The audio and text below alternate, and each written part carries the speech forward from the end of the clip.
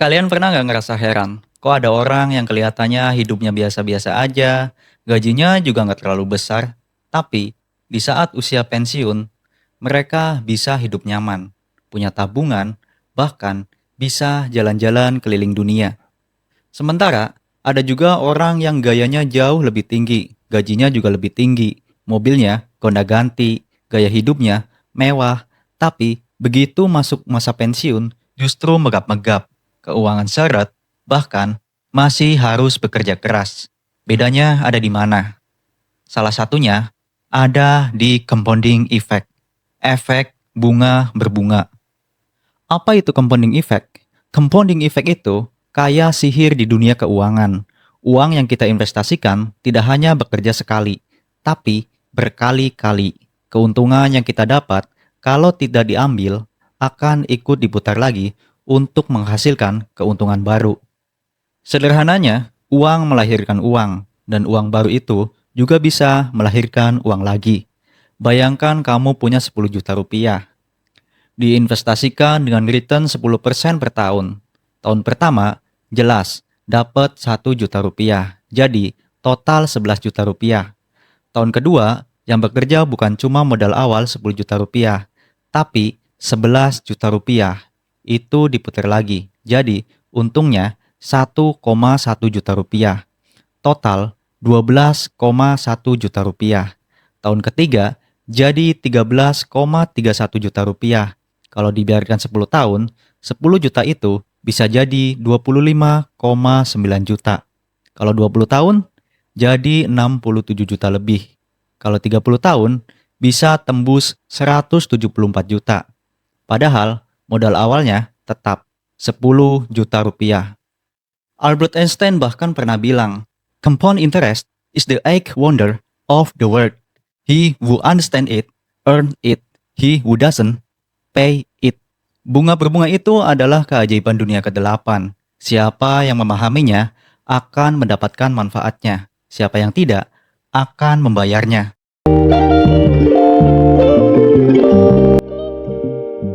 Warren Buffett, investor legendaris dunia, sering ditanya, apa rahasia kekayaan Anda? Dia sering bilang, rahasia kekayaannya itu cuma 3 hal. Hidup di Amerika, gen panjang umur, dan compounding. Kenapa? Karena compounding bekerja paling maksimal kalau dikasih waktu. Kalau kalian mulai investasi di umur 20-an, lalu biarkan uangmu tumbuh, hasilnya bisa jauh lebih besar dibanding orang yang baru mulai investasi di umur 40-an. Meskipun modalnya lebih besar. Itulah kenapa faktanya lebih dari 90% kekayaan Buffett itu baru muncul saat usianya menginjak 60 tahun. Jadi, sebenarnya dia kaya bukan karena strategi yang super rumit, tapi karena dia biarkan uangnya bekerja puluhan tahun tanpa diutak-atik. Kalau kalian perhatikan, orang kaya jarang cari quick win. Mereka justru sabar, investasikan uang di instrumen yang aman dan stabil, lalu biarkan waktu yang bekerja. Coba kita bandingkan dua orang. Si A mulai investasi 1 juta rupiah per bulan sejak umur 20 tahun dan berhenti di umur 30.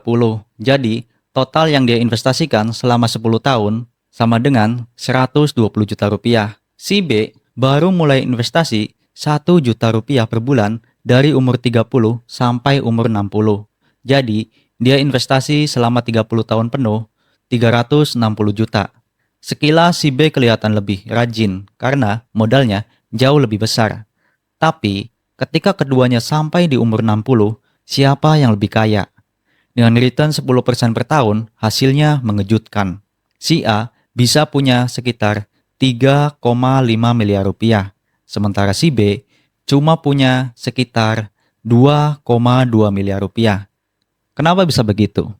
Karena si A memberi waktu 40 tahun penuh untuk compounding bekerja, meski cuma modal kecil. Si B memang lebih besar modalnya, tapi waktu compoundingnya lebih singkat. Inilah bukti bahwa waktu lebih berharga daripada modal besar.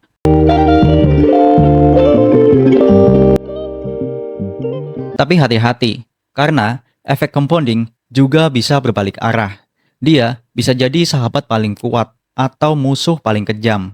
Kalau yang tumbuh itu investasi, hasilnya kekayaan. Tapi, kalau yang tumbuh itu utang, hasilnya kehancuran. Misalnya, kamu punya utang kartu kredit dengan bunga 2% per bulan. Kelihatannya kecil, tapi kalau nggak dibayar, bunga itu akan terus berbunga. Dalam setahun, bunganya bukan cuma 24%, tapi lebih dari 26%. Dan kalau kamu biarkan bertahun-tahun, hutang kecil bisa membengkak jadi berlipat-lipat. Banyak orang terjebak. Di sini mereka berpikir, nanti juga bisa dibayar. Tapi waktu berjalan dan bunga terus menggulung. Itulah efek compounding negatif finansial, di mana waktu yang seharusnya jadi teman malah berubah jadi musuh. Tapi efek ini nggak cuma soal uang. Kamu bisa ngalamin compounding negatif di kesehatan, karir, bahkan di hubungan sosial.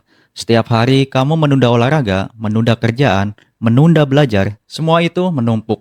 Bukan karena kamu gagal besar, tapi karena kamu gagal sedikit demi sedikit, tapi terus menerus. Bayangin kamu punya ember besar, kamu isi air setiap hari, tapi setiap malam bocornya sedikit. Awalnya nggak masalah, air masih penuh. Tapi lama-lama bocorannya makin besar. Dan ketika kamu sadar, embermu sudah setengah kosong. Sekarang ganti air itu dengan uangmu.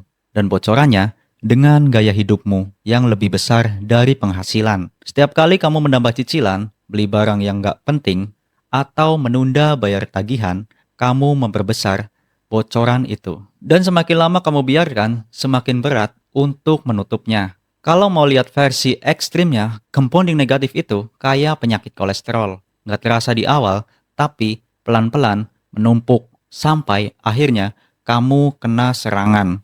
Bukan karena satu kesalahan besar, tapi karena ribuan kesalahan kecil yang diulang-ulang setiap hari. Kalau kita lihat di Indonesia ada banyak contoh nyata. Misalnya dana pensiun atau DPLK, dana pensiun lembaga keuangan. Orang yang konsisten menyetor sedikit demi sedikit, membiarkan uang tumbuh 20-30 tahun, bisa menikmati masa pensiun dengan tenang. Atau contohnya reksadana saham. Ada banyak data yang menunjukkan kalau orang yang sabar investasi selama 10-20 tahun bisa dapat return jauh lebih tinggi dibanding orang yang coba timing the market. Bahkan kalau kita lihat di instrumen sederhana kayak deposito atau obligasi negara, kalau dibiarkan puluhan tahun, hasilnya tetap luar biasa berkat compounding. Biar lebih gampang, kita pakai analogi pohon. Kalau kamu tanam pohon mangga hari ini, tahun pertama mungkin nggak berbuah. Tahun kedua baru mulai berbunga. Tahun ketiga mulai ada buah. Nah, buah ini bukan cuma bisa dimakan, tapi bijinya bisa ditanam lagi jadi pohon baru. Dari satu pohon jadi banyak pohon. Dari banyak pohon jadi kebun. Dan dari kebun bisa jadi hutan. Itulah compounding positif. Tapi kalau kamu malas menyiram, lupa pupuk, dan malah menebang pohonnya, itu sama dengan compounding negatif. Awalnya satu pohon hilang, tapi lama-lama seluruh kebunmu gundul. Sama seperti uang dan kebiasaan. Kalau kamu rawat, dia tumbuh. Kalau kamu biarkan, dia mati pelan-pelan tanpa kamu sadari. Oke, sekarang kita ke pertanyaan, gimana cara kita bisa benar-benar memanfaatkan compounding effect ini? Yang pertama, mulai lebih cepat. Jangan tunggu nanti. Semakin cepat mulai, semakin panjang waktu uang bertumbuh. Yang kedua, reinvestasikan keuntungan. Jangan buru-buru tarik profit buat belanja. Biarin dulu uang kerja buat kamu. Yang ketiga, konsisten. Meskipun kecil, kalau rutin akan jadi besar. Yang keempat, pilih instrumen yang tepat. Saham, reksadana, obligasi, atau bahkan properti. Yang penting, jangka panjang. Yang kelima, sabar. Jangan panik kalau ada naik turun, karena compounding butuh waktu.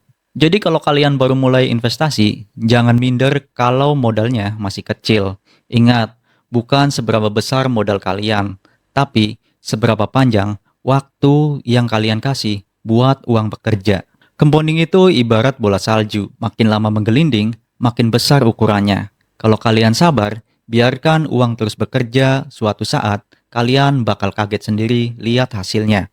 Dan satu pesan penting, gunakan compounding ini di sisi positif lewat investasi.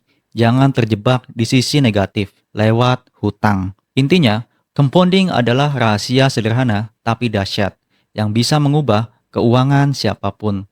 Mulai sekarang, biarkan uang kalian bekerja dan biarkan waktu jadi sahabat terbaik kalian dalam perjalanan investasi kalian.